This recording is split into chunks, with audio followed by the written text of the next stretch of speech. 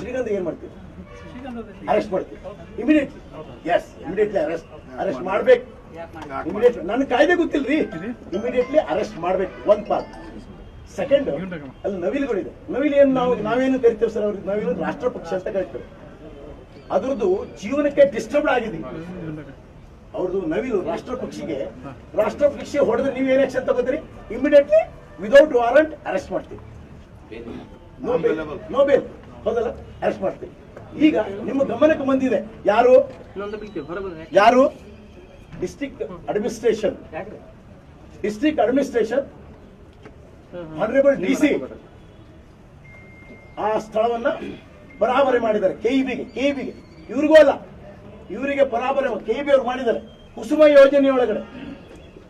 ಈಗ ನಾನು ಹೇಳ್ತಾ ಇದ್ದೇನೆ, ಅದರ ಯಾರು ಕಟ್ ಮಾಡಿದ್ರಲ್ಲ, ಕಟ್ ಮಾಡೋ